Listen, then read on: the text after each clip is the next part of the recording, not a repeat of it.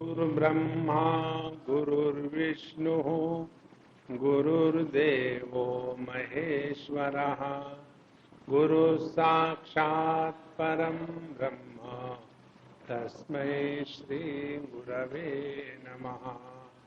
तस्मै श्री गुरवे नमः।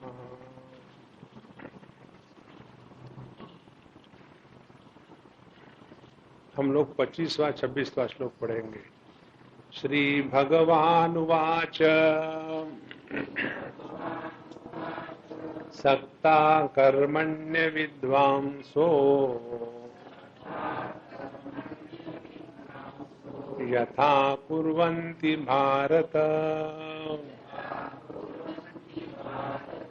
कुर्याद् विद्वांस्तथा सक्तः चिकीर्षुर्लोकसंग्रहम् न बुद्धिभेदं जनयेत् अज्ञानां कर्मसंगिनाम् जोषयेत् सर्वकर्माणि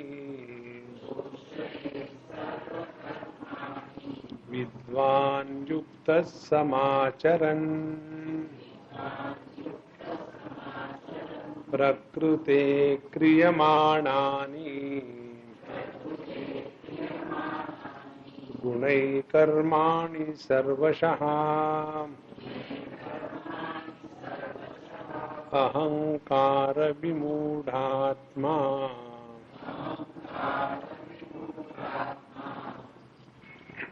कर्ताहमिति मन्यते।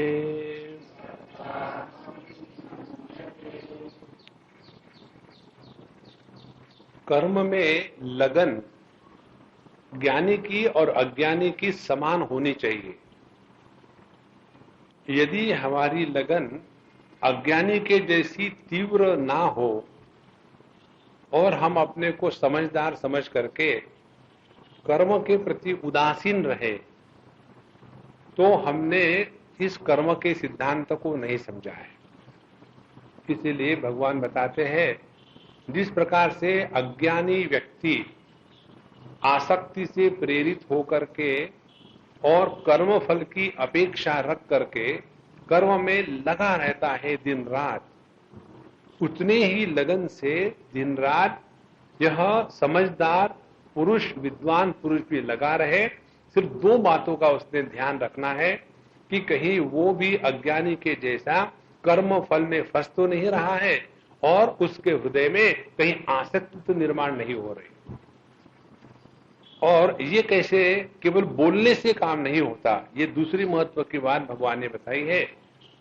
क्या हो जाता है, सबसे आसान जगत में चीज कौन सी है तो हम आपको बताएं। सबसे आसान चीज है दूसरों को उपदेश करना, और इसीलिए हम लोग बाबा जी बने,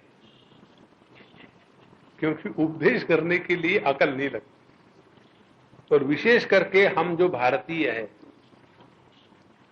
एक बार हम अमेरिका में थे तो हमको पूछा, भाई भारतीय लोगों की विशेषता बताओ। तो हमने कहा भारतीय लोगों की निम्न विशेषताएं है, following are the special characteristics of Indians. एक बात, प्रत्येक भारतीय पैदाइशी डॉक्टर होता है। कोई भी किसी को कोई भी दवाई इतनी ठोक के बोल देता है। हमारा गला ज्यादा बोलने के कारण कई बार खराब रहता है, तो चाहे माताएं रहे चाहे पिताएं रहे, इतने आसानी से बोल देते, स्वामी जी ये जो है ना, गरम गरम दूध में हल्दी डालो, उबालो, उसके बाद 1-2 ग्लास पी लो, गला एकदम ठीक हो जाएगा, उसके बाद आपको बोलने की आवश्यकता ही नहीं पड़ेगी। तो एक जो विशेषता है अपने भारतीय लोगों की कि वो पैदाइशी डॉक्टर है, धड़ाम से बोल देते हैं। दूसरी विशेषता ये है कि प्रत्येक भारतीय किसी भी समय चाय पी सकता है। रात को 2 बजे भी किसी के यहां जाओ। एक बार हम कहीं ट्रैफिक में फंस गए थे, एक खंडाला के ट्रैफिक में, और वहां से जब पहुंचे, हम मुलुंड पहुंचे तो रात को 2:30 बज गए थे, बारिश भी आ रही थी और हम सोने के लिए तरस रहे थे, थक गए थे। वहां 10 घंटे वो खंडाला के घाट में फंसे। तो जाने के बाद सोएंगे, दूसरा कोई विचार। जैसे हम पहुंचे, जिनके यहाँ पहुंचे, उन्होंने कहा स्वामी जी आप थक गए हो, ऐसे करना है, मैं एक चाय बनाती हूँ, चाय पी के सो जाना। रात को 2 बजे कोई चाय पीने का टाइम है। और तीसरी विशेषता जो है अपने भारतीय लोगों की, वो है सबके लिए डिसीजन स्वयं लेते। आप ऐसे करना, इसकी शादी करा दो, वो चाहता है या नहीं चाहता है, लेकिन हम डिसीजन ले लेते कि शादी कराओ वो ठीक हो जाएगा।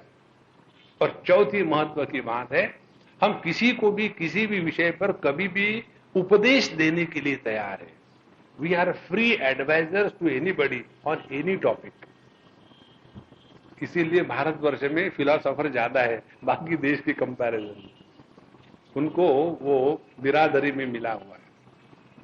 तो केवल उपदेश देना बहुत आसान है, इसीलिए भगवान इसके बाद तुरंत कहते हैं।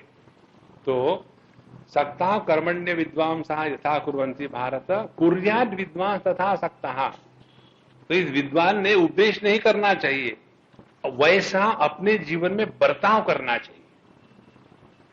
ये बात यदि हम कहें कि हम 2-2 मिनट में गुस्सा करने वाले हैं और फिर हम लोगों को उपदेश करें, देखो गुस्सा वो आग है, जहां पैदा होती है पहले उस स्थान को जला के रखती है। जैसे माचिस के तीली को जलाओ तो सबसे पहले वो अग्नि किसको जलाएगी? उसी माचिस की तीली को, जहां वो प्रज्वलित हो गई है, बाकी में बाद में जलाएगी। उसी प्रकार से ये क्रोध की अग्नि जिस अंतःकरण में पैदा होती है पहले उसको जला के रख देती है। समझ में आया? नहीं स्वामी जी एक बार और समझाओ, बुद्धू कहेंगे। इतना भी नहीं समझ में आता, मैं इतना गला फाड़ फाड़ के बता रहा हूं, गुस्सा मत किया करो। यदि मैं ऐसे बताऊंगा तो कोई मेरी बात मानेगा? इसीलिए कुर्यात, जो सिद्धांत उपदेश हम दूसरों को बताना चाहते हैं वो पहले अपने जीवन में आ जाए। देखो संकल्प में शक्ति कब जागृत हो जाती है? संकल्प है हमारा ज्ञान और उसके अनुसार व्यवहार है हमारी क्रिया शक्ति या प्राण शक्ति। जब हमारी क्रिया शक्ति या प्राण शक्ति अपने ही ज्ञान का अनादर नहीं करती, तब उस ज्ञान में शक्ति पैदा हो जाती है। और जब हमारी ये क्रिया शक्ति हमारे ही ज्ञान का अनादर करती है, हमारा ज्ञान ये है कि गुस्सा नहीं करना चाहिए और हमारा व्यवहार ये है कि हम गुस्सा करने में एक्सपर्ट है, एक एक बात पर थोड़ी थोड़ी चीज पर गुस्सा करते रहते, तो होगा क्या? हमारी ये जो ज्ञान शक्ति है इसकी पावर कम हो जाएगी। और इसीलिए जब हम किसी को बताते कोई बात तो कोई मानता नहीं, और वही बात जब साधु संत बताते हैं तो क्यों माननी जाती है? क्योंकि उनके शब्दों के पीछे उनकी क्रिया का सपोर्ट होता है। इसलिए भगवान कहते हैं न बुद्धि भेदम जनयेत, ये ज्ञान की बात होगी।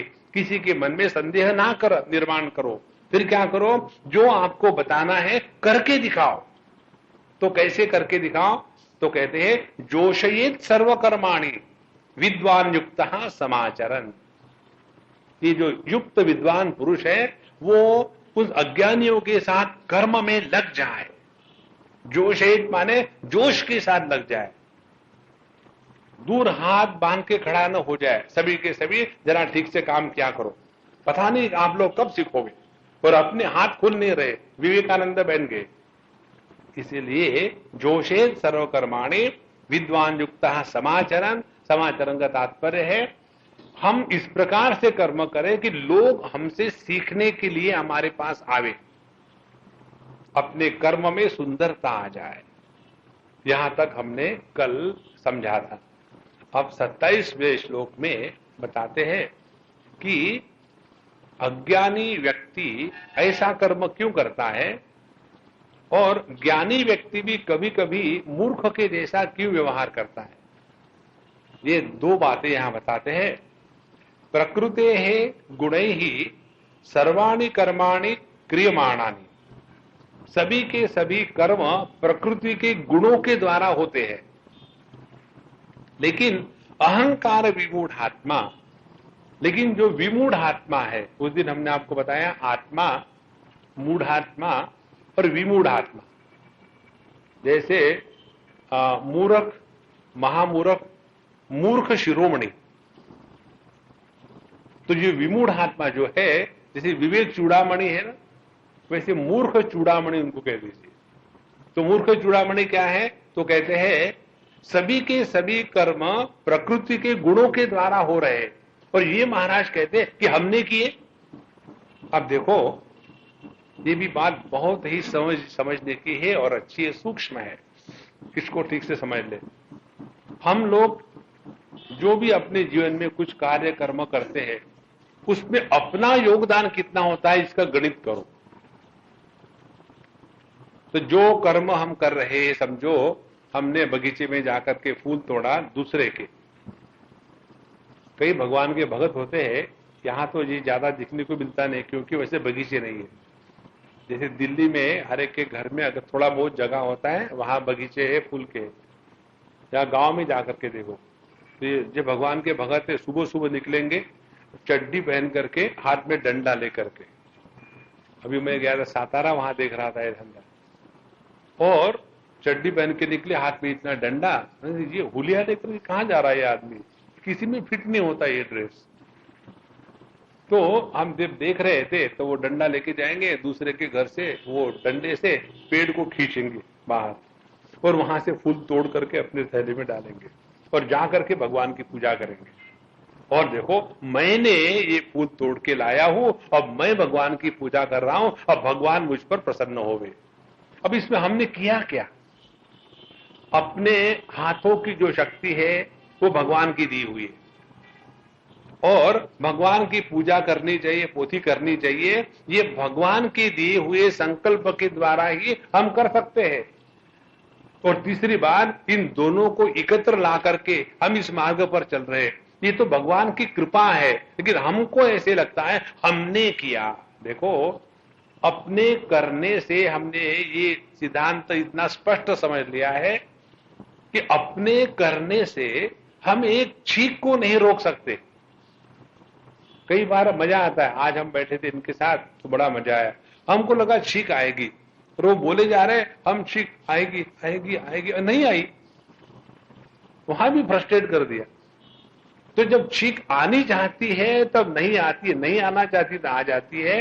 किसी पर भी हमारा कोई भी स्वामित्व नहीं है, और फिर भी हम कहते हैं कि हमने ये कर दिया। इसके बारे में महात्मा लोग एक कहानी बताते हैं। एक बार एक राजा कहीं शिकार करने के लिए चला गया, और जब शिकार करने के लिए गया, उसने अपना तीर कमान निकाला और बिरा निशाना लगा करके मारा शेर को। लेकिन वो शेर के स्थान पर गाय थी, गलती से वो जाके तीर लगा गाय को, और गाय मर गई। तो जब गाय मर गई तो गो हत्या पैदा हो गई। गाय का मारना माने गो हत्या का पैदा होना। अब गो हत्या पैदा होने के बाद वो गो हत्या आई राजा के पास कि हे राजन, मुझे स्वीकार करो। तो राजा कहता, मैंने थोड़ी मारा, ये तो तीर ने तुमको मारा है। तो गो हत्या जाती है तीर के पास, हे तीर, मुझे स्वीकार करो।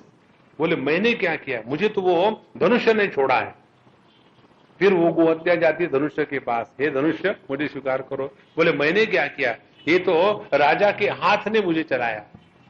फिर वो जाती है राजा के हाथ के पास, गो हत्या कहती है, हे राजा के हाथ, मुझे स्वीकार करो। राजा का हाथ कहता है, मैंने क्या किया, ये इसमें तो इंद्र की शक्ति है, तो इंद्र भगवान ने इसको किया है। तो वो पहुंच जाती है इंद्र भगवान के पास।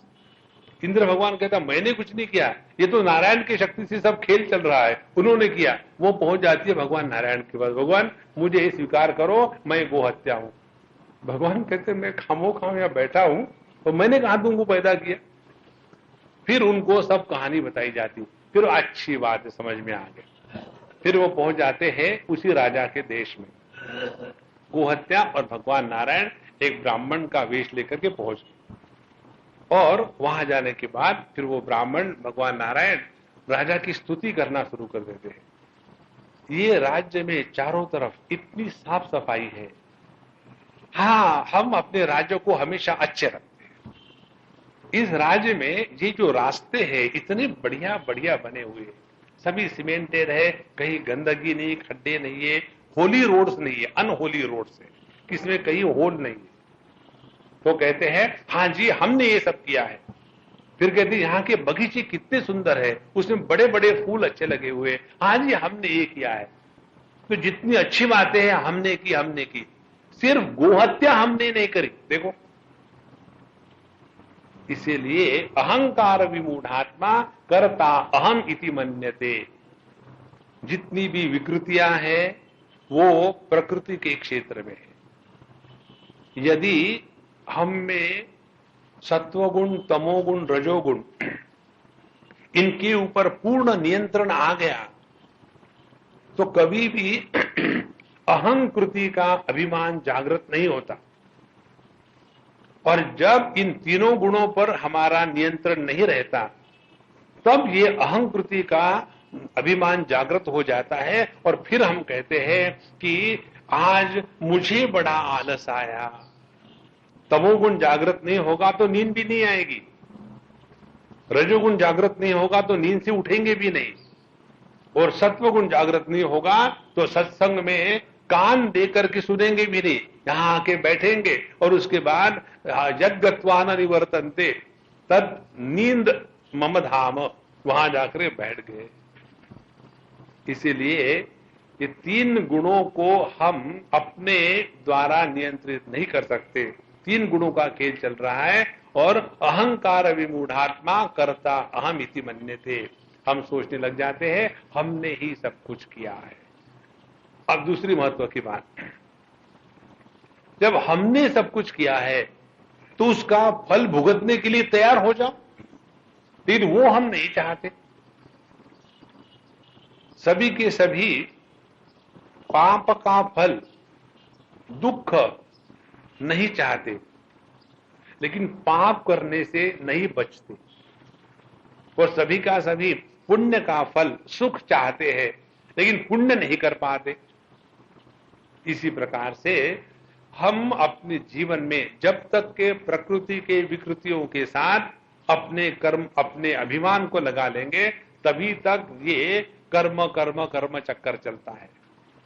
तो असल में सभी के सभी परिवर्तन प्रकृति में हो रहे हैं, और जहां हमने अपने अहंकार को नहीं जोड़ा वहां किसी भी प्रकार का कर्म निर्माण नहीं होता।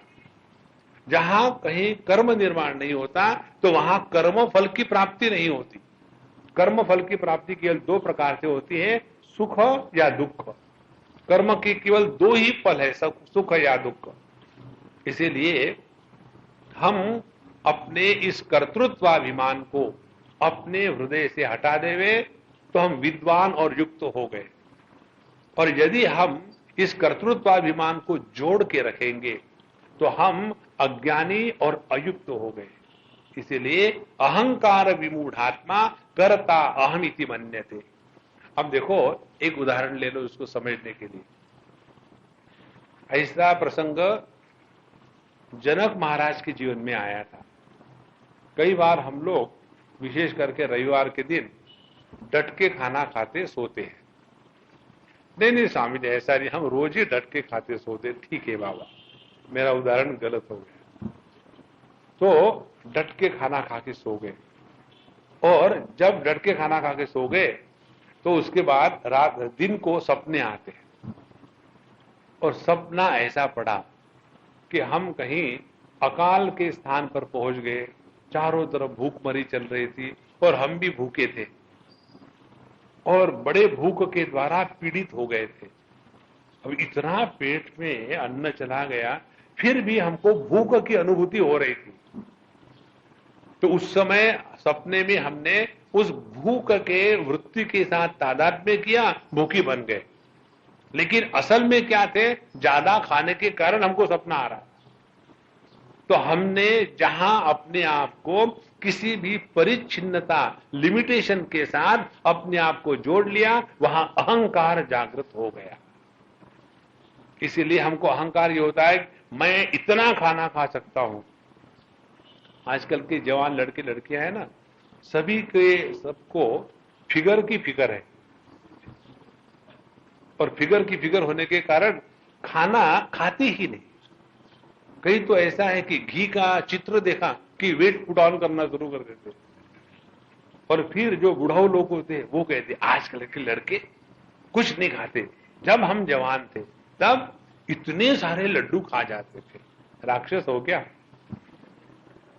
तो हमने उस खाने के साथ अपने को तादात्म्य कर लिया और हम खाने वाले बन गए, पीने वाले बन गए, चलने वाले बन गए, काम करने वाले बन गए, पालखी वाले बन गए, टोपी वाले बन गए, ड्रेस वाले बन गए। देखो, जहां जहां हम वाला वलकर बन जाएंगे वहां अहंकार का निर्माण हो गया। और ये कैसा है? मूढ़ आत्मा। ये केवल मूर्खता के कारण ही हो सकता है। अब देखो, ये भी बातें सब सुन देख करके चिंतन करने की है। कई बार ऐसी बात सुनने को आती है, एक सज्जन थे, बुढ़ाऊ थे, कोई 78 या 80 से ज्यादा थे, कलकत्ते की बात है। हम वहां एक दिन सुबह सुबह, हमको घूमने का शौक बिल्कुल नहीं है, उस दिन कुछ हो गया होगा, कुछ काम नहीं होगा, इसलिए हम सुबह तैयार हो गए और चलो घूमने जाते। वहां लेक है, उस लेक रोड पर हम घूमने गए। सुबह में 6 बजे का समय था और हम अपने आराम से खड़ाव पहन करके, लुंगी पहन करके प्यार से अकेले जा रहे थे। उतने में एक वहां बंगाली आके टपका। कलकत्ते में बंगाली हो गए, जैसे जहां मराठी है वैसे वहां बंगाली आके टपका, और शॉर्ट हाफ पैंट पहनी हुई थी, शॉर्ट हाफ पैंट एकदम टाइट, और एकदम बनियान पहना हुआ था, और सर के ऊपर में वो गोल्फ कैप पहनी हुई थी, और पट पट पट पट ऐसा ऐसा आकर के, पहचानने कुछ नहीं, आकर के सामने खड़े हो गए। हाँ, मेरे तरफ देखा, can you tell me what is my age? अब किसी भी आदमी को आप पहले बार मिलो तो ऐसा कभी कोई बोलता है व्हाट इज माई एज? तो मैंने देखा, मैंने बोला 16 साल होगा। तो बोले I know you will say that, सभी यही समझते हैं, do you know what is my age? ऐसे यस यू आर 16 साल का। No, I am 81। ठीक है, 81, विकेट कब डाउन होने वाली है। फिर उन्होंने शुरू कर दिया, देखो I never feel I am old, that means although I am old but I never feel I am old. अब ध्यान से सुनना, किसी भी व्यक्ति को मैं बढ़ा उम्र में ये अनुभव कभी नहीं आ सकता, क्योंकि हम सबको अनुभव आता है मन के माध्यम से, और काल ये मन का एक कंसेप्ट है। सुषुप्ति अवस्था में जब हमारा मन सो जाता है, उसमें काल का जो कंसेप्ट है वो शून्य हो जाता है। इसीलिए सोने के पहले, हम सोने के बाद जब उठ जाते हैं तो उसमें कितने घंटे सोए, सोते समय पता नहीं चलता। तो तुरंत हम देखेंगे कितने में, अरे बाप रे 8 घंटे सोया। तो माने 8 घंटे लगातार हम सोते रहे, लेकिन काल का हमको भान नहीं था, क्योंकि वहां मन सो गया था। अब यही बात है, हम कहते हैं मन के द्वारा तो हम जवान हैं। अरे बाबा, मन के ऊपर काल का प्रभाव नहीं हो सकता, क्योंकि काल ये मन का बच्चा है, तो कैसे काल का प्रभाव मन पर होगा? लेकिन यदि हम मन है और हम पर यदि काल का प्रभाव होता नहीं है, तो हम ये क्यों कहें कि हम बूढ़े होते हुए भी हमको जवान अनुभव होता है? इसका तात्पर्य क्या है? हमने अपने आप को स्थूल देह के साथ तादात्म्य कर लिया है और उसके बाद अपने को बूढ़ा, जवान, स्त्री, पुरुष समझने लग जाते हैं और अपने आप को उसके साथ साथ ज्ञानी भी समझने लग जाते हैं। इसीलिए अहंकार विमूढ़ात्मा, जहां हमारा तादात्म्य हो गया वहां हमको मूढ़ता आ गई। तो तीन प्रकार से तादात्म्य होता है। देह के साथ तादात्म्य हो गया तो हम बन गए जवान, बूढ़े, स्त्री, पुरुष इत्यादि, जन्म मृत्यु वाले। हमारा जब तादात्म्य प्राण से हो जाता है तब हम बन जाते हैं भूखे प्यासे, और जब हमारा तादात्म्य मन के साथ हो जाता है तब हम बन जाते हैं सुखी दुखी। तो जब तक तादात्म्य वैलिड है तभी तक हम कुछ बन जाते हैं, और जो बन जाते हैं वो असली नहीं होते, असली कुछ और ही होता है। इसीलिए अहंकार विमूढ़ात्मा, मूर्खता के कारण हमने तादात्म्य कर लिया प्रकृति के विकृति के साथ और अपने आप को विकृतिवान समझने लग गए। इसीलिए जहां बताते हैं प्रकृते क्रियमाणानि गुणे कर्माणि सर्वशः अहंकार विमूढ़ात्मा कर्ता अहम इति मन्यते। तो जहां जहां ये कर्तृत्वाभिमान का रोग आया वहां समझ लेना कि हम किसी के साथ तादात्म्य हो गए। जितनी साधना है ये तादात्म्य को समझ करके उससे अपने आप को छुड़ाने में है। पंचदशी में ये विषय आता है। एक शैतान व्यक्ति था, उसने अपने पड़ोसी को परेशान करने के लिए जाकर के एक न्यूज दे दी। देखो मुझे कल फोन आया, तुम्हारा लड़का अमेरिका में है ना, तो उसका कहना नहीं चाहिए लेकिन हो गया तो मैं क्या करूं, उसका बड़ा बुरा एक्सीडेंट हो गया। तो ये बेचारा पड़ोसी दुखी हो गया, पता नहीं कैसे मुझे फोन करना है, ये करना है, वो करना है। हुआ कुछ नहीं, लेकिन उसके मन में ये बात हो गई कि वहां कुछ एक्सीडेंट हो गया, तो वो दुखी हो गया। तो दुखी किसके कारण हुआ? एक्सीडेंट के कारण नहीं हुआ। एक्सीडेंट की खबर उसके मन में गई और उसने उस खबर के साथ तादात्म्य किया और दुखी हो गया। अब दूसरा उदाहरण देते हैं। एक जगह में कोई आदमी मर जाता है लेकिन हमको उसकी खबर नहीं चलती और हम यहां अपनी पार्टी मना रहे हैं और वहां वो मर के पड़ा है। क्योंकि हमको उसकी खबर नहीं है, वो हमारे ज्ञान में, मन में प्रवेश नहीं किया है, तो वहां दुख की घटना होने के बाद भी हम दुखी नहीं होते। इसीलिए दुख का कारण क्या है? जिस घटना के साथ हमारा मन तादात्म्य कर लेता है वही वहां एक व्यक्तित्व का निर्माण करता है, सुखी या दुखी। इस तादात्म्य के कारण निर्माण होने वाले व्यक्तित्व को कहते हैं अहंकार विमूढ़ात्मा। तो अहंकार विमूढ़ात्मा कर्ता अहम इति मन्यते। फिर वो सोचने लग जाता है मैंने ये किया, मैंने वो किया। अब अपने अपने वैयक्तिक एग्जाम्पल ले लो। हम लोग माता पिता होने के कारण हमेशा सभी माता पिताओं की वही कहानी है। पहले पहले जब हम इस प्रोफेशन में नए नए थे तब इन लोगों की बात सुन करके हम बड़ा कान लगा करके सुनते हैं, लेकिन अब हम प्रोफेशनल हो गए तो सबकी वही कहानी, कोई फर्क नहीं। Swami ji, my daughter is in the school but she is not studying, what I should do? You study. अच्छा कौन से क्लास में? She is in KG2।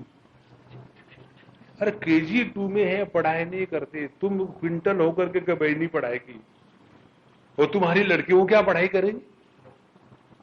लेकिन छोटी छोटी बातों में ऐसे हम उलझ जाते हैं। और फिर उनको कहो तो स्वामी जी क्या ये हमारा कर्तव्य नहीं कि हम अपने बच्चों को अच्छे संस्कार देकर के बड़ा करें? मालूम है आपको, जिनके माँ बाप नहीं होते वो बच्चे जिंदगी भर छोटे रहते। हम बच्चों को बड़ा करते माने करते क्या है? बच्चा बेटा आ जा, पंप उसमें डाला और भर, तो 2 इंच आज के लिए काफी, बाकी का कल तुमको बढ़ा करेंगे। ये सब अपने आप हो रहा है और हमको लगता है हमने बच्चों को बड़ा किया। हम बताएं आपको गारंटी से, कितने बार माताएं बच्चों को दूध देना भूल जाती है, और यदि बच्चे का सांसों का चलाना ऊपर नीचे, उनको बढ़ाना, ये यदि माताओं को बता दे तो वो भूल जाएगी कल ये बच्चा 10 दिन का था कि 15 दिन का था। तो हमारे कहने से कोई नहीं बढ़ता, ये तो अपने आप हो रहा है और हमको लगता है हमने अपने बच्चों को बड़ा किया। हम बताएं आपको, हम अपने बच्चों को बड़ा करते ना, एक भी बच्चा ठीक से बड़ा नहीं होता। कभी इसकी गर्दन लंबी हो जाती है जिराफ के जैसी, क्योंकि हमें कहां अंडरस्टैंडिंग है इसका। दूसरी बात, जब हम खाना खाते हैं तो खाना खाने में तो मैंने खाना खाया ये अभिमान होता है, लेकिन कभी किसी को अभिमान हुआ क्या मैंने डाइजेशन किया? इसीलिए जब मैंने डाइजेशन किया ये अभिमान नहीं होता, और इसी के कारण जब डाइजेशन अपसेट हो जाता है तो पाप नहीं लगता, और डाइजेशन जब ठीक चलता है तो पुण्य नहीं लगता, क्योंकि ये डाइजेशन जो प्रकृति की क्रिया है उसके साथ हमारा मैंने ये किया यह तादात्म्य नहीं है। यदि किसके बाल बच्चे हमारे बड़े सुंदर सुंदर बात बताते हैं। एक ने पूछा कि स्वामी जी बताइए, महात्मा गांधी के बाल सफेद क्यों नहीं हुए थे, क्या राज है, ब्राह्मी औला थे? तो हमने कहा हाँ, ये हमें भी देखा नहीं कभी कि महात्मा गांधी के बाल सफेद है, क्या हो सकता है, क्या हो सकता है, हम सोच रहे। दूसरा बच्चा हंस रहा था। बोले स्वामी जी मैं बताऊं, आपको नहीं आता ना, ठीक है मैं हार गया, बताओ। बोले गांधी जी को बाल कहां थे? अब किसी के बाल झड़ जाते हैं तो वो पाप है कि पुण्य है? तो उसमें पाप पुण्य कुछ नहीं है, क्योंकि ये प्रकृति में विकृति हो रही है। इसीलिए ये बात स्पष्ट समझ लो, जब हम किसी भी प्रकृति के विकृति के साथ, बदलों के साथ तादात्म्य कर लेते हैं तो वही मूढ़ात्मा अहंकार निर्माण हो जाता है और वही फिर दुखी बनता है। अब देखो, आपको एक दूसरा उदाहरण देके आगे चलेंगे। यदि हम अपने देह के साथ तादात्म्य करते तो कोई बात नहीं, करो, और देह हो गया बूढ़ा और अपने आप को बूढ़ा स्वीकार करो तो कोई दुख नहीं होगा। हम तादात्म्य तो देह के साथ करते हैं, देह हो गया बूढ़ा, लेकिन चाहते हैं जवान रहना। अब देखो कितनी परेशानी होगी देह को, अपने को, पब्लिक को भी।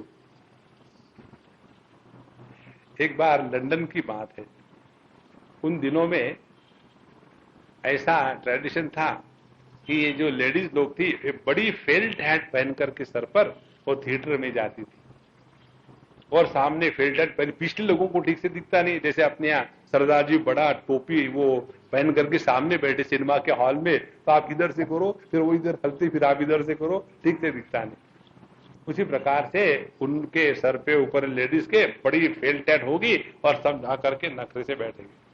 अब उनको कहो कि टोपी उतारो तो ये बड़ा अपमान है, तो वो थिएटर वाले परेशान। तो वहां एक अपना इंडियन था, genius. You know about Indians, Indians are individually ingenious, collectively a calamity.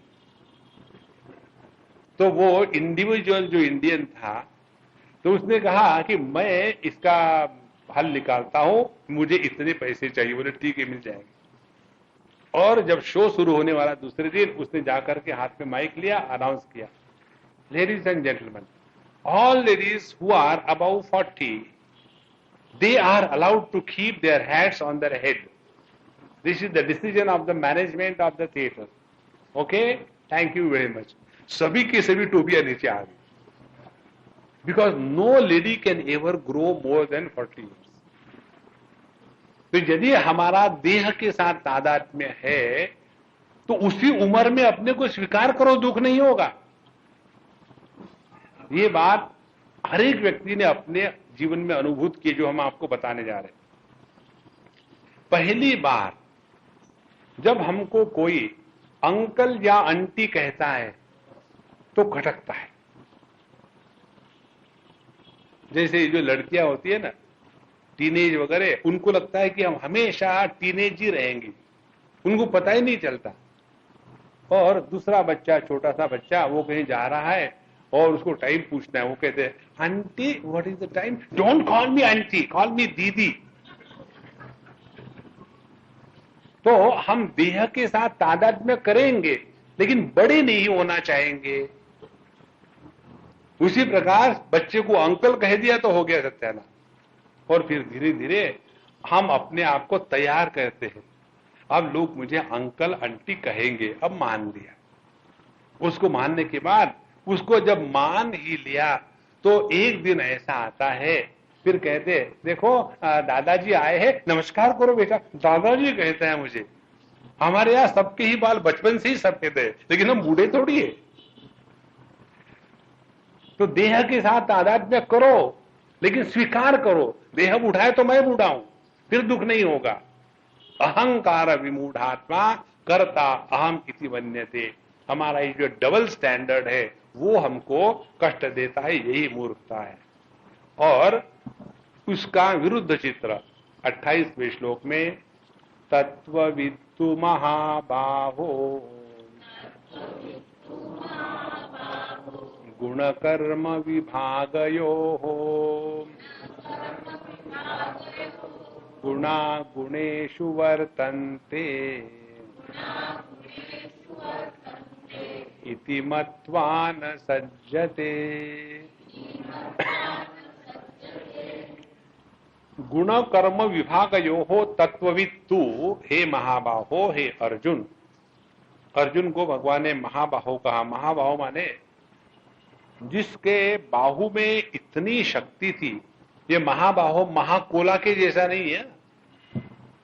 महाबाहो का तात्पर्य उसके बाहु में इतनी शक्ति थी कि उसका पांडवों के साथ होने के कारण पांडवों का आत्मबल बढ़ गया था, और उसका कौरवों के शत्रु के रूप में पांडवों के साथ होने के कारण कौरवों का आत्मबल घट जाता था। तो वो रहता था पांडवों के ही साथ, लेकिन उसका प्रभाव दोनों सैन्यों पर पड़ता था। इसीलिए उसको भगवान कहते हैं हे महाबाहो। क्या कहते हैं? अर्जुन सुनो, जो व्यक्ति, तू माने अब विरुद्ध चित्रण दे रहे तुलना करने के लिए, जो व्यक्ति गुण और कर्म इनके विभाग को जानने वाला है। गुण और कर्म का विभाग क्या है?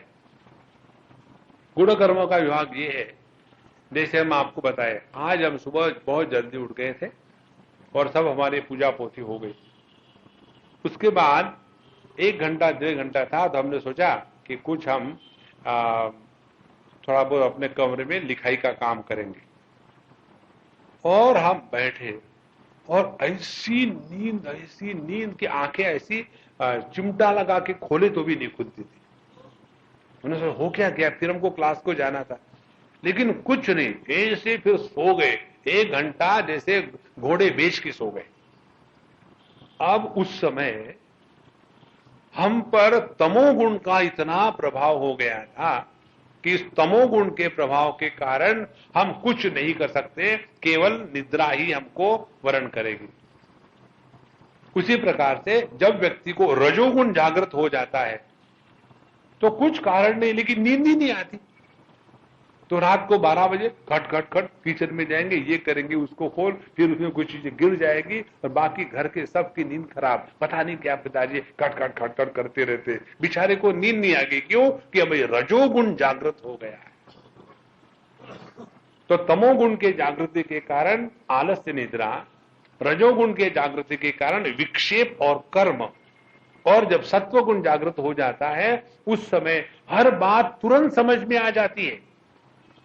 एक बार कहीं हमारा मेडिटेशन के लेक्चर चल रहे थे, तो एक सज्जन हमको आकर के कहते लेक्चर के बाद कि स्वामी जी, कल का मेडिटेशन बढ़िया जमा था, आज का जमा नहीं। तो हमने कहा मेडिटेशन कोई आइसक्रीम है क्या, कभी जमा कभी नहीं जमा?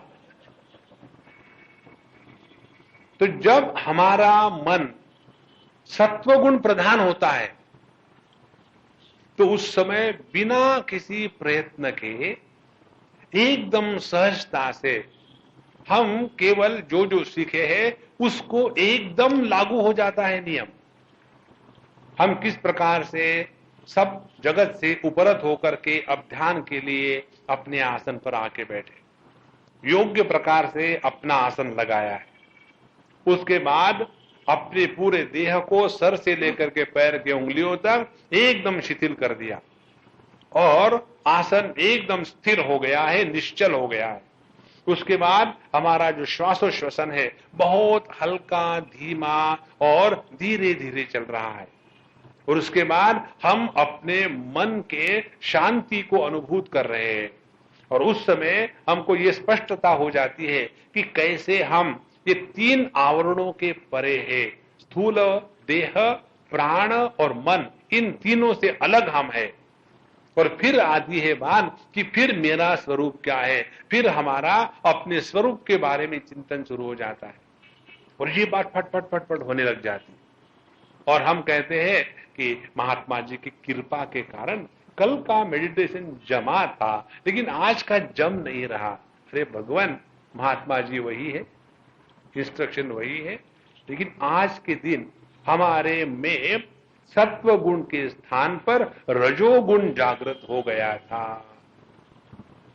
इसीलिए अपनी साधना करते समय इसका ख्याल रखें किस समय हम किस गुण के प्रभाव में हैं।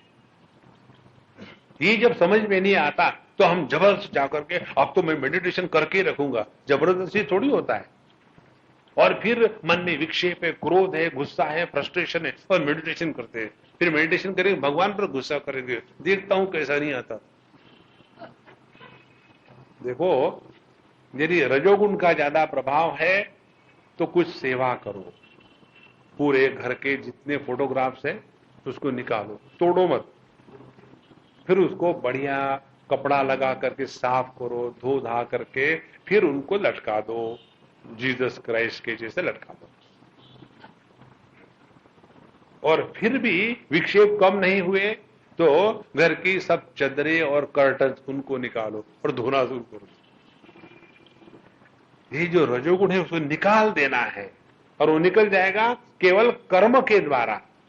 और ये सब होने के बाद थोड़ा रजोगुण निकल गया, फिर आप जाकर के पूरा मत निकलने देना, पूरा निकल जाएगा तो नींद आएगी, अब बहुत थक गए, अब कुछ नहीं हो सकता, सो गए। और फिर जाकर के फिर भगवान के सामने बैठो, फिर नाम लो भगवान का, भगवत गीता का चैंटिंग करो, फिर ध्यान करो, क्यों नहीं होगा। इस प्रकार से जिन्होंने गुण और कर्म इनके विभाग के तत्व को जाना है, तत्वविद, किसका तत्व, गुणों का तत्व और कर्म का तत्व। गुणों का तत्व यह है कि हम कभी भी एक ही गुण के प्रभाव के अंदर में 24 घंटे नहीं रह सकते। कभी हम तमोगुण के प्रभाव में होंगे, कभी हम रजोगुण के प्रभाव में होंगे, कभी हम सत्वगुण के प्रभाव में होंगे। मनुष्य साधारणतः सुबह में सत्वगुण के प्रभाव में होता है। मैं मनुष्य की बात कर रहा हूं। हम तो सुबह 10 बजे के पहले उठते ही नहीं। हम यदि रात को लेट नाइट मूवी देखेंगे 3 बजे तक, चलते गाड़ी में लटकती लाश, रुको रुको, एक लड़की अपने मां से प्रश्न पूछ रही थी, mummy is there any life after, और मम्मी जेम्स हैडले चेस पढ़ रही थी। You stop it now, I'll talk to you later, let me finish this, see the murder is going to take place, you are coming in between। और फिर वो अपने लगी। फिर उसने पूछा, mummy I want to know, is there any life after, I know your question, you don't have to repeat it again। फिर finally वो मर गया और फिर वो जेम्स हैडले चेस चला गया और सब खत्म हो गया। What a lovely captivating writing। फिर बेचारी लड़की आती, मम्मी हाँ, now ask what is your question. Mummy, is there any life after marriage? तो जब हम किसी भी गुण के प्रभाव के अंदर में आ जाते हैं तो हमारी साधना ये होनी चाहिए कि हम पहचाने अब हम किस गुण के प्रभाव के अंदर में हैं। यदि वो नहीं समझेंगे तो साधना नहीं कर पाएंगे। We have to diagnose ourselves. तो तत्वविद तू महाबाहो गुण कर्म विभागयो हो। तो इसका तत्व क्या है? दो तीन बातें हैं। हम ठोस ठोस आपको नियम बताएंगे। तमोगुण के प्रभाव से बचने के लिए रजोगुण का आवाहन करना पड़ता है। दूसरी बात, रजोगुण से निपटने के लिए सत्वगुण का आवाहन करना पड़ता है। और सत्वगुण को जागृत करने के बाद उसके साथ तादात्म्य नहीं करना है। ये तीन बातें यदि हुई तो हम ये तीन गुणों के प्रभाव के बाहर जाएंगे। कैसे? पहली ये बात समझ ले, कोई भी गुण अपने आप में अच्छा नहीं, बुरा नहीं। तमोगुण यदि नहीं होगा तो हमको नींद नहीं आएगी। रजोगुण यदि नहीं होगा तो नींद से उठ नहीं पाएंगे। सत्य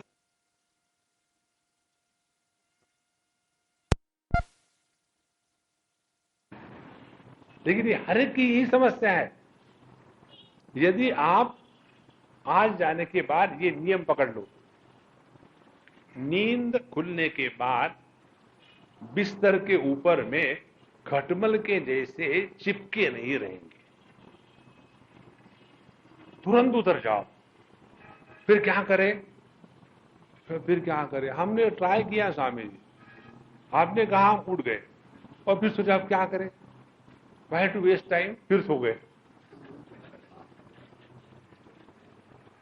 इसीलिए तमोगुण से निकलने के लिए एक बार उठ गए ना, कुछ करने को नहीं है तो दौड़ने चले जाओ, घूमने चले जाओ, कपड़े धोना शुरू कर दो, but don't go to sleep again.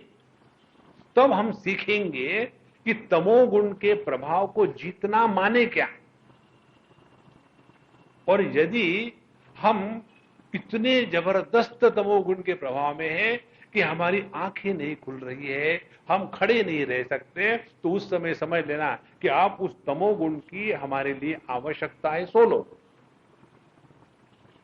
लेकिन हमारी परेशानी क्या है? तमोगुण इतना प्रभावशाली नहीं है कि हम नींद में है, रजोगुण इतना प्रभावशाली नहीं है कि हम बिस्तर से उठ रहे हैं। तो क्या करते हैं? वहां बैठे बैठे पड़े पड़े अपने मन के द्वारा अनावश्यक बातों का चिंतन शुरू हो जाता है। और नींद के कारण जितने हम फ्रेश हो गए होते हैं उससे 10 गुना एग्जॉस्टेड हो जाते हैं अनवांटेड थिंकिंग के कारण। देखो, विचार और बोलना, इसके द्वारा सबसे ज्यादा हमारे शक्ति का व्यय होता है। तो यदि हम इस रजोगुण को जागृत करें और अनावश्यक रजोगुण का प्रभाव जो हमारे मन पर है वहां से उसको हटा करके अपने देह को कुछ ना कुछ करने में लगा दे, तो वो जो रजोगुण का प्रभाव है वो धीरे धीरे धीरे ठीक होने लगेगा और तमोगुण हट जाएगा। और ये प्रक्रिया केवल 10 मिनट में होती है, ज्यादा टाइम नहीं लगता। और उसके बाद फिर नहा धो करके फ्रेश हो गए और फिर अपनी नित्य की साधना करें। देखो, एक बात हम आपको बताएं, जब तक अपना साधना का क्रम प्रातः काल में पूरा नहीं होता तब तक के हम कुछ नहीं बने। सुबह उठ करके अपना नहाना धोना हो गया, अपना पूजा पोथी तो वो हो गया, और ध्यान के लिए बैठे, आधा घंटा 1 घंटे का अपना नित्य ध्यान का अभ्यास हुआ। उसके बाद हम कुछ बने, तब तक कुछ मत बनो, क्योंकि सुषुप्ति अवस्था में हम कुछ नहीं बने थे, इसीलिए सुषुप्ति अवस्था में हमको आनंद की अनुभूति थी। जागृत अवस्था में आकर के दुखी क्यों होते हैं हम? क्योंकि हम कुछ बनते हैं। मैं जब पत्नी बनूंगा तो मेरे दुख का कारण पति इमीडिएटली अवेलेबल, और यदि मैं पति बनूंगा तो दुख का एकमेव कारण पत्नी। और यदि मैं पत्नी बनकर के मेडिटेशन के लिए बैठूंगी तो ध्यान पति का होगा, भगवान का नहीं होगा। इसीलिए before we finish our spiritual practice we should not take any position in our life. कुछ बनो मत। ऐसा जब करेंगे तब हम इस सत्व गुण को योग्य प्रकार से जागृत करेंगे। लेकिन सत्व गुण जागृत होने के बाद एक मुश्किल है, या तो सत्व गुण के बाद फिर हम रजोगुण में आएंगे या फिर तमोगुण में आएंगे, क्योंकि ये तीन का चक्र है। ये पूर्ण सृष्टि जो है चक्रात्मक है। आप लोगों ने पढ़ा होगा जय गुरुदेव, हर जगह में लिखा होता है, और ये भी लिखा होता है सत्य युग आएगा। तो एक बार हम ट्रेन से जा रहे थे, कहीं लिखा हुआ था, एक सज्जन थे, उन्होंने हमको पूछा, Swami ji do you believe in this? I said yes. अच्छा, आप भी उसको विश्वास करते हो ना? हाँ, आपको भी हम करवा देंगे अभी के अभी। बोले हमारा तो विश्वास नहीं, यानी हम अभी करवा देंगे, लगाओ बेट। बोले लगाओ स्वामी जी, हम नहीं विश्वास करेंगे। हमने ठीक है बेट लगाना, लग गई। क्या? जो तुम्हारी मर्जी, सिर्फ रोना मत बेट में, कुछ भी करना। हमने उनको पूछा आज का क्या दिन है? बोले आज का शुक्रवार है। अब हम कहते शनिवार आएगा। हाँ, शुक्रवार के बाद शनिवार नहीं आएगा तो क्या मंगलवार आएगा? विश्वास तो करना ही पड़ेगा ना। अब चल रहा है कलयुग। 4 युग होते हैं, सत्ययुग, त्रेता युग, द्वापर युग, कलयुग। अब कलयुग के बाद क्या आएगा? ये तो काल चक्र है ना, राउंड है, सर्कल है। तो कलयुग के बाद नेचुरली सत्ययुग आएगा। उसमें कौन सी ज्ञान की बात है? अरे Swami ji, you look to be genius, I don't look to be. देखो, तो उसी प्रकार से 3 गुण का जो चक्कर है ना, तमोगुण को नष्ट करने के लिए प्रभाव को हमने रजोगुण को जागृत किया, रजोगुण को जागृत करने, नष्ट करने के लिए, प्रभाव के लिए सत्व गुण को जागृत किया। अब यदि सत्व गुण से परे नहीं निकल जाएंगे तो फिर तमोगुण में आ जाएंगे। कैसे तमोगुण में आ जाते हैं? एक हमारी मारवाड़ी अम्मा थी, भगवान की दया से, अब वो नहीं है। सभी चीजें भगवान की दया से ही होती है। तो हम उनके यहाँ गए थे खाना खाने के लिए। हम उनको कभी नहीं भूलते, बहुत प्यारी थी।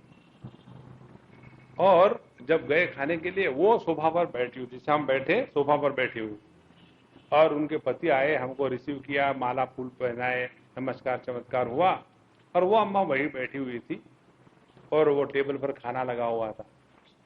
बोले स्वामी जी मुझे आपसे कुछ पूछना है। मैंने अम्मा मुझे खाना खाने दो, पहली प्रायोरिटी खाने की। मेरे मन में लक्ष्य को लेकर के कोई भ्रांति नहीं होती। अपने जीवन का लक्ष्य है डट के खाना खाओ, उसके लिए आए वो करेंगे।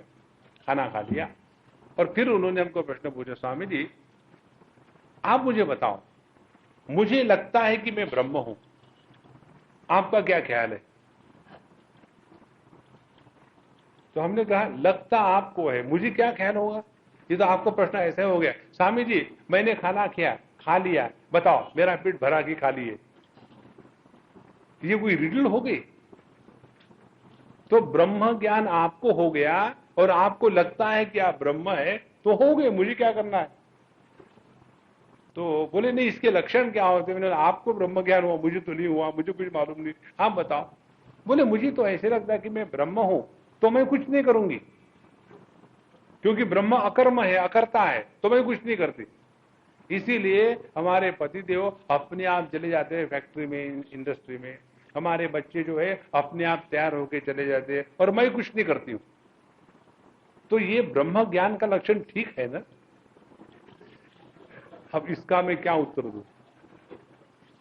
तो हमने कहा कि अम्मा ये ब्रह्म ज्ञान का लक्षण नहीं, ये जीवन मुक्ति का लक्षण है।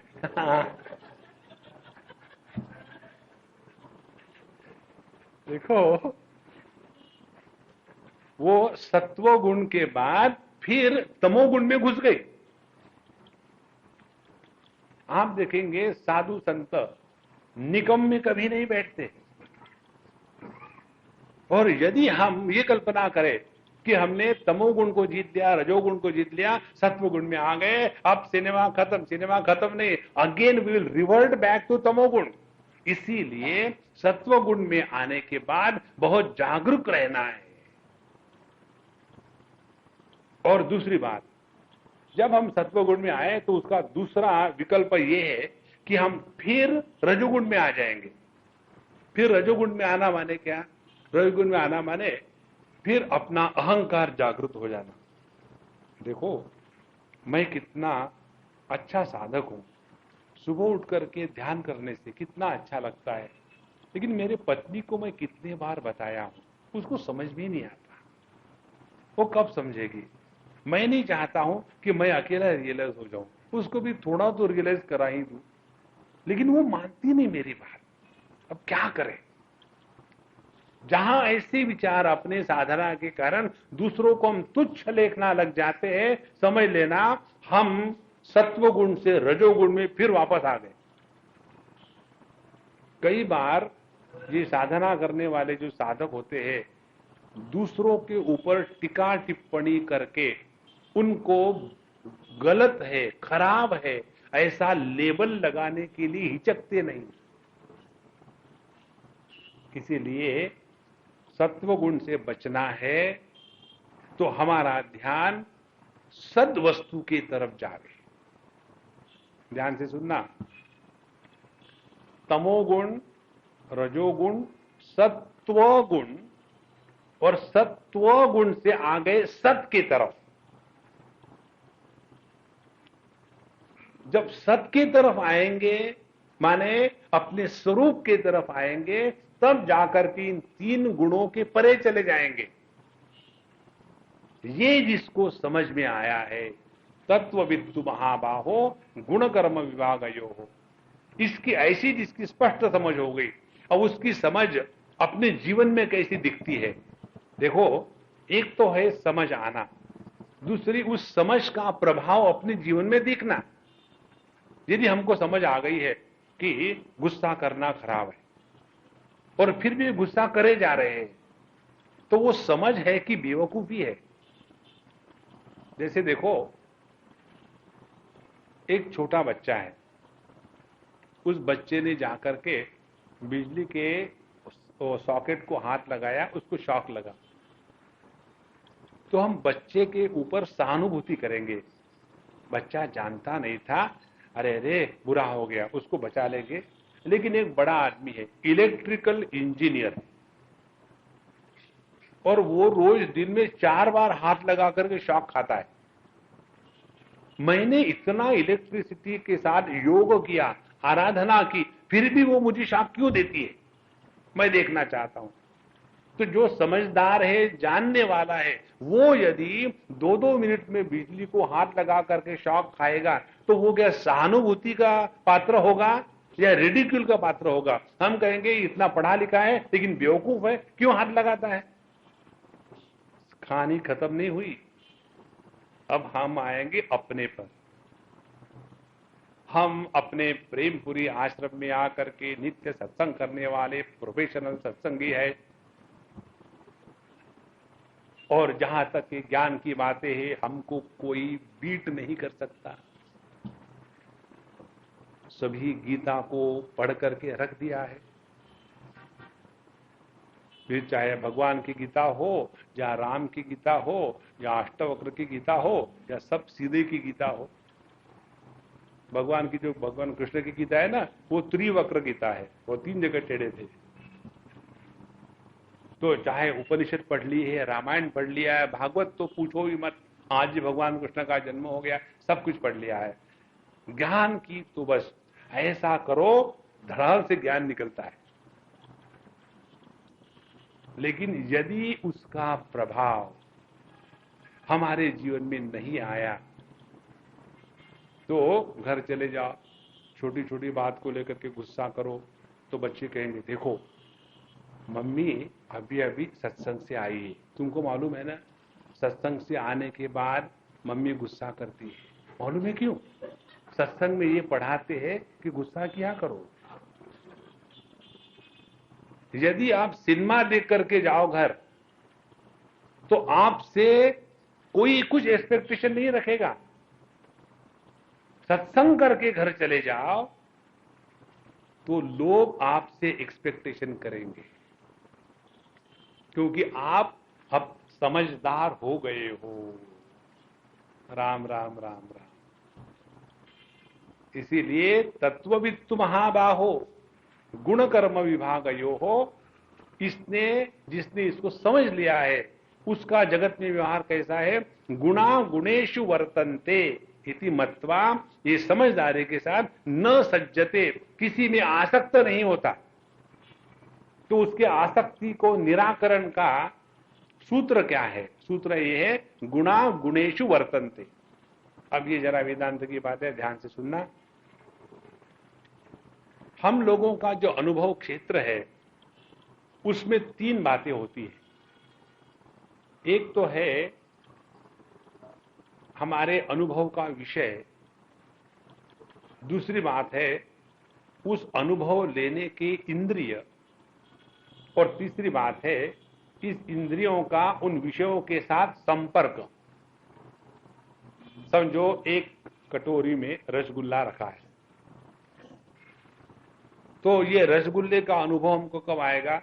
जब वहां से उसको उठाया जाएगा, मुंह खोल देंगे, आंख बंद करेंगे। ये मुझे आज तक समझ भी नहीं आया, जब मुंह लोग रसगुल्ला खाते हैं तो आंख बंद करके क्यों खाते हैं? हो सकता है देखने के लिए, और ही बोलो इसलिए। जहां वो हमारे जिह्वा पर आके लैंड हो गया, तब जाकर हमको अनुभव आता है कि भालुच बढ़िया है। अब जो ज्ञानी पुरुष है उसका क्या अनुभव है और अज्ञानी पुरुष का क्या अनुभव है? ज्ञानी पुरुष का अनुभव है यह रसगुल्ला जो है ये तमोगुण का कार्य है, और ये जिह्वा या रसना जो है उसका स्वाद लेने वाली ये सत्वगुण का कार्य है, और इन दोनों को इकट्ठा मिलाने वाला ये है रजोगुण। तो ये जो अनुभव हुआ रसगुल्ला खाने का, ये अनुभव कहां हो रहा है?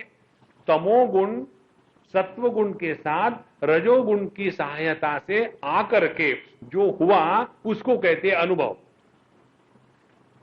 अब उसमें हम कहां आए? अब देखो कई लोगों को सोते समय सब खोल के सोने की आदत होती है, आंखें भी खुली, नाक भी खुला, मुंह भी खुला सोते हैं। आपने कभी देखा है कि नहीं? बड़ा मजा आता है। तो एक बार हम कहीं गए थे अपने तीर्थ यात्रा में, और वहां अपने ऋषिकेश की गर्मी, जबरदस्त गर्मी थी, और बाहर ही सब सो रहे थे, हम भी बाहर सो रहे थे। तो हमारे साथ जो 2, 4, 10, 20 लोग आए थे, उसमें से एक को ऐसी आदत थी।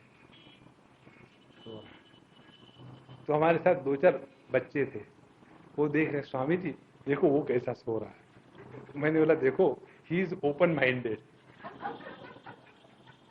सो रहा है, क्या करे उसको? बोले स्वामी जी मजा करें, करो। बोले वो गुस्सा करें, करने दो, क्या फर्क है? बोला स्वामी जी ने बता दिया। फिर वो अपने कमरे में गया और वहां से उसने मिठाई ले आया और उसके मुंह में डाल दिया। जैसे उसके मुंह में मिठाई पड़ी, धू करके थूक दिया, बाहर उड़ गया। उस समय यदि उसको ज्ञान होता कि मैं इस मिठाई का चखने वाला हूं, तो उसको अनुभव हो गया, लेकिन उस समय ये बिल्कुल ज्ञान नहीं था, इसीलिए उसका गलत अनुभव हुआ। उसी प्रकार से जो ज्ञानी पुरुष है उसको कभी गलत अनुभव नहीं होता, उसको स्पष्ट मालूम है प्रत्येक अनुभव माने तमोगुण को सत्वगुण के पास लाने के लिए रजोगुण को इन्वोक किया है और उसके कारण अनुभव आया है। तो उसमें मैं कहां आया? गुणा गुणेषु वर्तन्ते इति मत्वा, ये समझ करके किसी के भी साथ वो आसक्त नहीं होता। अपने जीवन का स्वातंत्र्य यही है, किसी के साथ आसक्त ना हो, ना तो विषयों के साथ, ना तो कर्म के साथ, ना तो व्यक्तियों के साथ। जितना हम आसक्त न हो करके जीने की कला सीखेंगे, उतने हम जीवन में भगवान कृष्ण के जैसे मस्त रहेंगे। देखो, ये आसक्त न होने का क्या अर्थ है? भगवान कृष्ण के जीवन का सौंदर्य देखें। वो जब भी रहे, जहां भी रहे, 100% रहे। उनका व्यक्तित्व कभी बिखरा हुआ नहीं था। और जब किसी भी व्यक्ति का व्यक्तित्व 100% उपलब्ध रहता है, तब उस व्यक्ति के साथ रहने में हमको आनंद आता है। अब जैसे उदाहरण ले लो कि मैं कल्पना कर रहा हूं कि आप लोग सब मुझे सुन रहे हैं। मैं कल्पना ही कर सकता हूं, क्या कर सकता हूं? आप लोग मैं देख रहे हैं, सुन थोड़ी रहे। तो समझो आप मुझे सुन रहे हैं, और यदि आप मुझे एकाग्रता से सुन रहे हो तो आपके साथ बात करने में मुझे आनंद आएगा।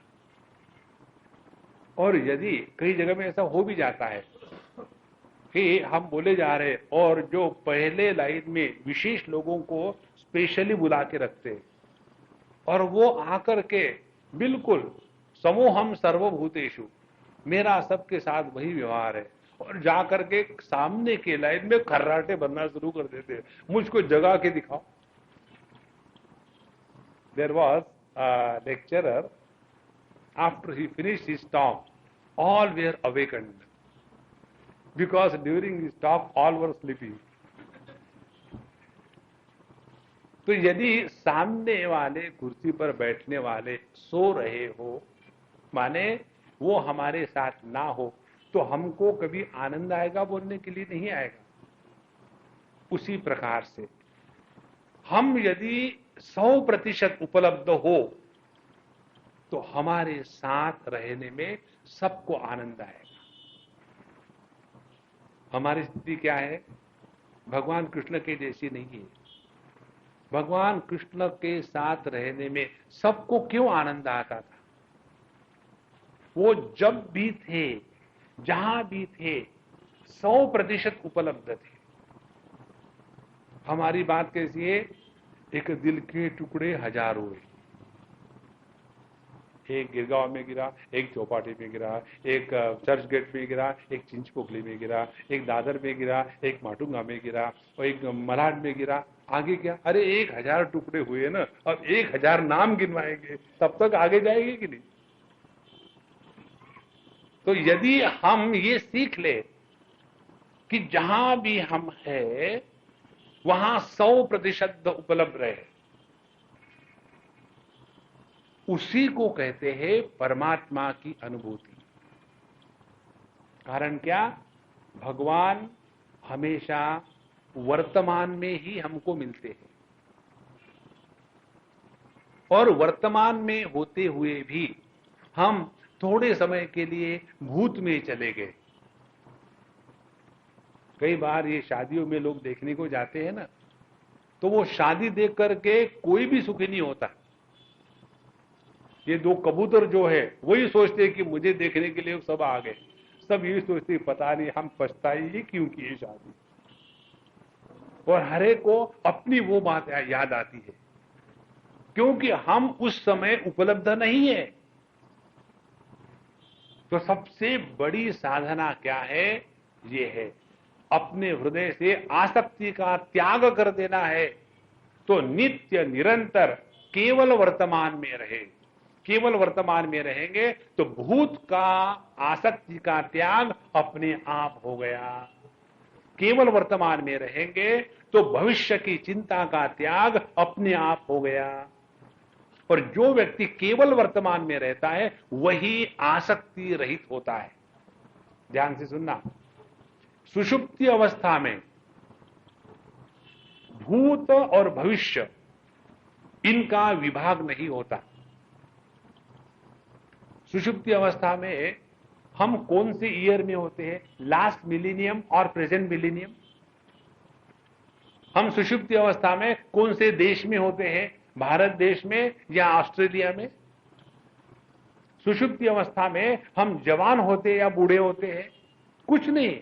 वहां काल का जो भेद है, भूत भविष्य, ये भेद वहां समाप्त हो जाता है। इसीलिए सुषुप्ति अवस्था में हमारा अनुभव केवल वर्तमान में होने का होता है। पर क्योंकि हम वर्तमान में होते हैं, इसीलिए वहां हमको आनंद की अनुभूति होती है। और ये नित्य निरंतर आनंद के अनुभव को जागृत करने के लिए भगवान बताते हैं, इति मत्वा न सज्जते, इसको समझ करके ज्ञानी पुरुष इस जगत के साथ व्यवहार करते हुए किसी के साथ भी आसक्त नहीं होते।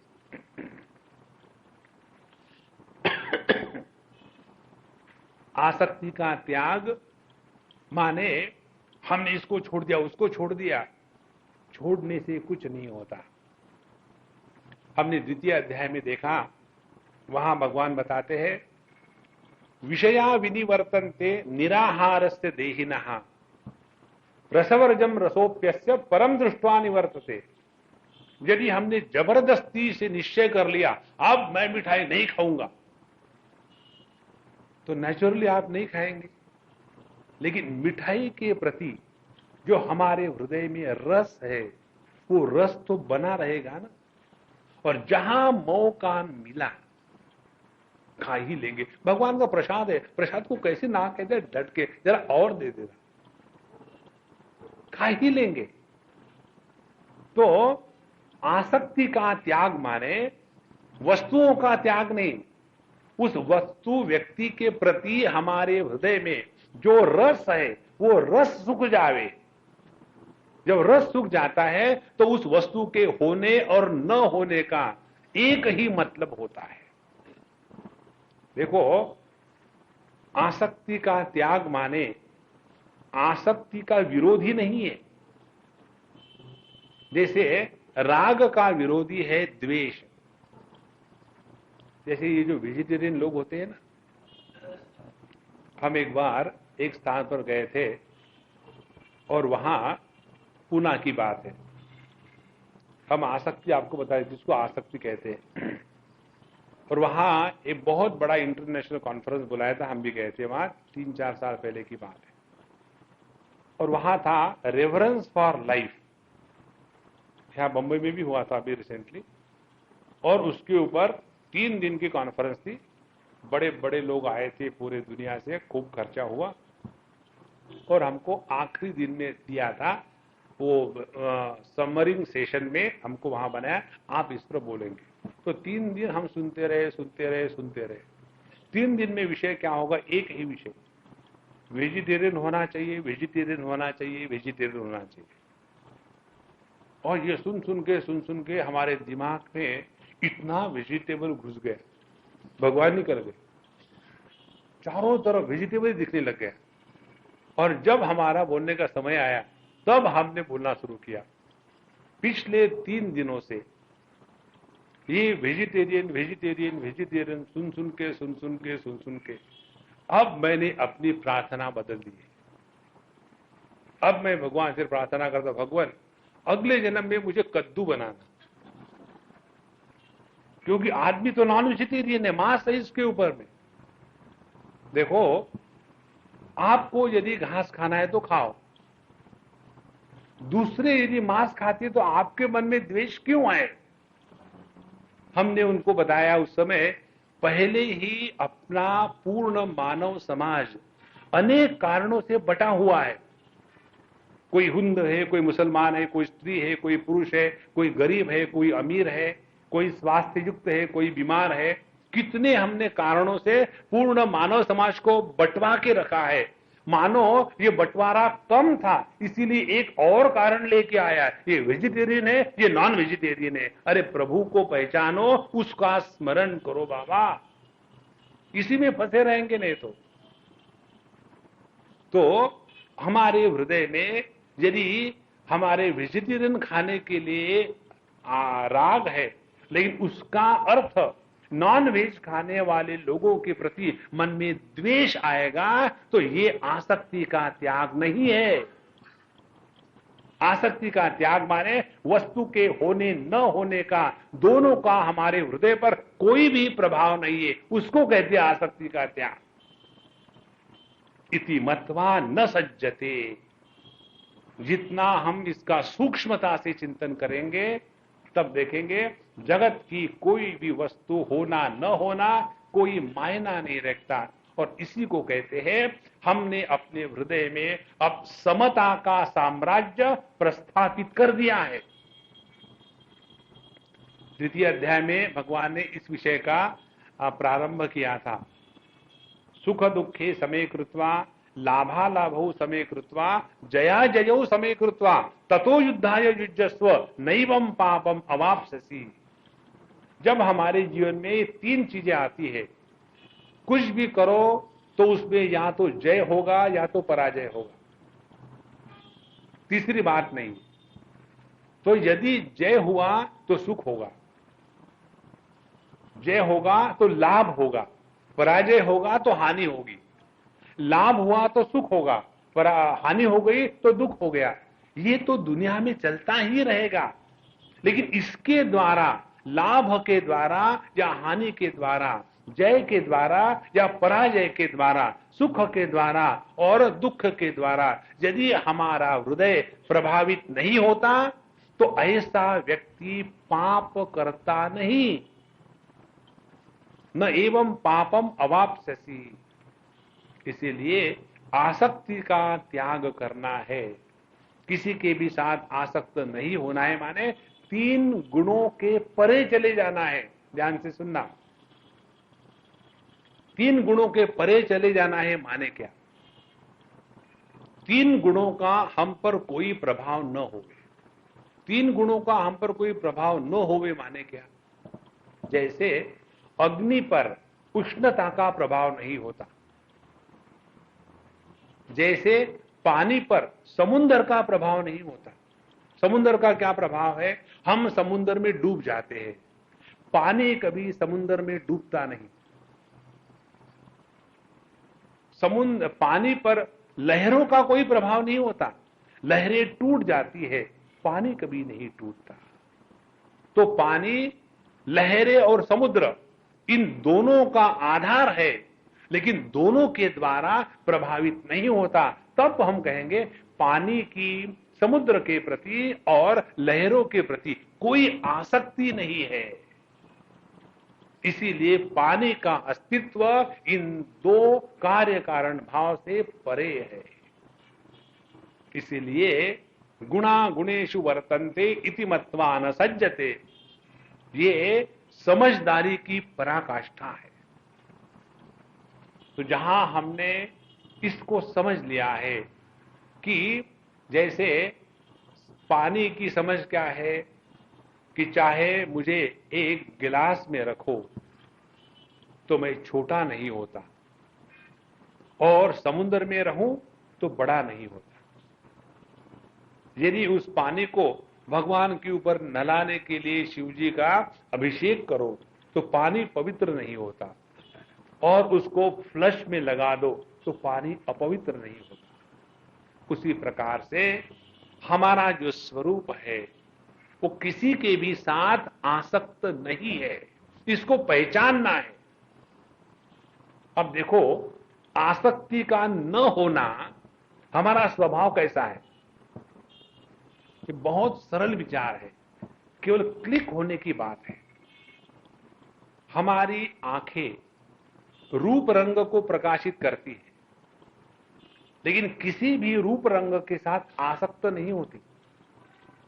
इसीलिए एक क्षण हमने नीले रंग को देखा, दूसरे क्षण हमने लाल रंग को देखा, तीसरे क्षण हमने हरे रंग को देखा। तो यदि हमारी आंखें नीले रंग के साथ आसक्त होती तो दूसरे रंग का दर्शन हमको नहीं हो सकता था। उसी प्रकार से हमारे कान किसी भी शब्द के साथ आसक्त नहीं है। इसीलिए एक क्षण में हम भगवान का नाम सुनते हैं, दूसरे क्षण में हम इस कार की हॉर्न की आवाज सुनते हैं, और दोनों के प्रति हमारे कान का कोई दुराग्रह नहीं है। सबको प्रकाशित करता है, लेकिन किसी के भी द्वारा प्रभावित नहीं होता। और आगे चलो, हमारा मन, उसी मन में अच्छे भी विचार आते हैं, बुरे भी विचार आते हैं। कारण क्या? मन ना तो अच्छे विचारों के प्रति आसक्त है, ना तो बुरे विचारों के प्रति आसक्त है। उसी प्रकार से हमारी बुद्धि, और उससे भी आगे चले जाओ, हम शुद्ध चैतन्य जो है, यह हमारा जो स्वरूप है, असल में किसी के प्रति कोई आसक्त नहीं है। जागृत अवस्था आई, चली गई, स्वप्नावस्था आई, चली गई, सुषुप्ति अवस्था आई, चली गई, लेकिन हम ज्यों के त्यों है। ये आसक्ति रहित स्वातंत्र्य अपनी असलियत है। इसको भगवान कहते हैं कि तत्ववित्तु महाबाहो, जिसने इस तत्व को पहचाना है। और ये तत्व क्या है? इन तीन गुणों का आधार मैं, इन तीन गुणों के द्वारा प्रभावित नहीं होता। जैसे कभी भी शुगर केन को डायबिटीज नहीं होता, उसी प्रकार से तीन गुणों का प्रभाव मुझ पर नहीं हो सकता। इसको पहचानना, इस पहचान को कहते हैं न सज्जते। यह तत्वविद पुरुष जगत के विषयों में आसक्त नहीं होता, और विषयों के भोगों में आसक्त नहीं होता, और भोग के जो उपकरण है उसमें आसक्त नहीं होता। क्यों? कि उसने समझ लिया है कि जितने भी अनुभव आ रहे हैं, गुणा गुणेषु वर्तन्ते, ये केवल प्रकृति के क्षेत्र में है, और प्रकृति जहां होगी वहां विकृति निश्चित होगी, और वही संस्कृति की आवश्यकता है। और हम ना तो प्रकृति है, ना विकृति है, ना संस्कृति है, हम सबके प्रकाशक, किसी के भी द्वारा प्रभावित नहीं होते। महाराज, ये अपनी असलियत है। इसको समझना, इसको पहचान लेना, यही एक मार्ग है जिसके द्वारा हम इस जगत के प्रभाव से मुक्त हो सकते हैं। और इसीलिए इस जगत में काम करने वाले साधु संत दिन रात जगत की सेवा में लगे रहते हैं, लेकिन कितने प्रसन्न और कितने फ्रेश रहते हैं। हम लोग सुबह में 9 बजे उठ करके 10 बजे ऑफिस में पहुंच गए। ऑफिस में पहुंचने के बाद घंटी बजे, रामू जरा चाय ले आना। अभी काम शुरू ही नहीं किया और चाय की जरूरत पड़ गई। कारण क्या है? यही, इस तत्व को हमने नहीं पहचाना। तो तत्ववित्तु महाबाहो गुण कर्म विभागयोः गुणा गुणेषु वर्तन्ते इति मत्वा न सज्जते। आगे बताते हैं, प्रकृतेर्गुण सम्मूढ़ाः सज्जन्ते गुण कर्मसु तान कृष्णविदो मंदान् कृष्णविन्न विचालयेत्। अब जो मंद लोग है, तान मंदान, मंद लोग, मुझे एक बात की हमेशा आश्चर्य लगता है और आनंद भी आता है। हमको दुख कभी नहीं होता। किस चीज का आश्चर्य लगता है? हमारी माताओं के कभी कभी नाम होते हैं मंदा, मंदाताई। मंद माने डल विटेड। पता नहीं ये नाम इसलिए रखा क्या कि असलियत बताने के लिए। तो जो मंद है, मंद माने जिनके समझ के ताले पड़े हुए, तो ऐसे जो मंद है, ये क्या, कैसे मंद हो गए? प्रकृति है गुण सम्मूढ़ाः, प्रकृति के गुणों के प्रभाव से इतने मूढ़ हो गए हैं। और कैसे? सम्मूढ़ाः, उनके मूर्खता में निष्ठा है। जैसे ज्ञानी पुरुष की ज्ञान में निष्ठा है, ऐसी इनकी अपने मूर्खता में निष्ठा है। तो प्रकृति है गुण सम्मूढ़ाः गुण कर्मसु सज्जन्ते, ये इन गुणों में और कर्म में बहुत आसक्त हो गए हैं। तो ऐसे जो गुण और कर्म में आसक्त हो गए, तान कृष्ण विदो मंदान, उनको कोई चीज समझ भी नहीं आती कि तीन प्रकृति के गुण क्या है, उनका प्रभाव क्या है, और इन गुण के प्रभाव के कारण कैसे भिन्न भिन्न प्रकार के कर्म निर्माण होते हैं। कर्म के साथ जब अहंकार जागृत हो जाता है तो कैसे पाप पुण्य की निर्मित होती है, और फिर कैसे हम इस जगत में जन्म मरण के चक्कर में फंस जाते हैं, ये उनको कुछ समझ में नहीं आता। तो ऐसे जो कर्म में लगे हुए हैं, तान कृष्णविद न विचालयेत, जो समझदार व्यक्ति है, जो साधु संत है, उन वो लोग कभी भी कर्म में जो आसक्त लोग हैं उनके मन में भ्रांति निर्माण न करे। वो कर्म में लगे हैं, लगने दो। फिर क्या करें, उनको समझावे कर्म करने की पद्धति कैसी है। ये समझ हम तब सकते हैं कि जब हमने अपने जीवन में उस ज्ञान को जिया हो तब। यदि हम पुस्तक पढ़ पढ़ करके पंडित भय तो हमारे शब्दों का, हमारे आचरण का किसी पर भी कोई भी प्रभाव नहीं होगा। इसलिए जो कृष्णविद माने सब चीज को जानने वाले, सब चीज को जानने वाले माने प्रकृति के तीन गुण और तीन गुणों का तीन प्रकार के कर्मों का प्रभाव, इसको जो जानता है, समझता है, वो व्यक्ति जो कर्म में आसक्त है उनके मन में किसी भी प्रकार की भ्रांति निर्माण न करे, बल्कि उनके साथ कर्म में लग जावे और उनको दिखा देवे कि हम भी कर्म में है, आप भी कर्म में है, लेकिन जिस प्रकार से हम कर्म करते समय कर्म के द्वारा प्रभावित नहीं होते, वैसा आपको भी ये संभव है। कई बार लोग हमारे साथ गुस्सा करते हैं, कहते हैं स्वामी जी आपकी यदि शादी होती ना, फिर हम देखते आप कैसे हंसते। तो हमने कहा प्रभु आप कहना क्या चाहते हो। हमने कहा आप ये कहना चाहते हो क्या कि आपकी शादी हो गई इसीलिए रोना आपका जन्मसिद्ध अधिकार है, तो रो, मैं कहां रोक रहा हूं। हमारी विचार करने की पद्धति कैसी है, क्योंकि हम ग्रस्त है, क्योंकि हमारे सामने समस्या है, इसीलिए हमको रोना धोना अलाउड होना चाहिए। तो तालियां बजाओ, तबला बजाओ, रो ना, कौन ना कहता है। लेकिन यदि हमको इस प्रकार से समझे कि यदि हम ग्रस्त है, यदि हमारे ऊपर ज्यादा बोझा है, तो हमको ज्यादा जागरूक होके जीना है। देखो एक लड़का है, वो एक बार पढ़ता है समझ में आ जाता है, दूसरा लड़का है उसको समझ में नहीं आ जाता, तो उसने ये कहना चाहिए क्या, वो तो उसके भगवान ने अच्छी बुद्धि दी है इसलिए वो अभ्यास नहीं करता, तो ठीक है मुझे करना पड़ता है, क्या करे, करे कुछ नहीं, करो अभ्यास, और क्या है। इसीलिए जो इस तत्व को नहीं जानते उनके साथ रहते समय समझदार लोगों ने उनकी कर्म में जो निष्ठा है उस निष्ठा को सुधारे, उसको नष्ट ना कर दे। ऐसा जब करेंगे धीरे धीरे समझ ठीक हो जाएगी, और उसके बाद ये कर्म करने की जो फिलॉसफी है, पद्धति है, इसका जो नींव है, मूल है, आधार है, फाउंडेशन है, ये क्या है, कल हमको भगवान बताएंगे। कल का जो श्लोक है इस भगवद गीता के तृतीय अध्याय का आत्मा है, कल इसको हम देखेंगे। ओम पूर्णमदः पूर्णमिदं पूर्णात् पूर्णमुदच्यते पूर्णस्य पूर्णमादाय पूर्णमेवावशिष्यते। ओम शांति शांति शांति। हरि ओम। श्री गुरुभ्यो नमः। हरि ओम।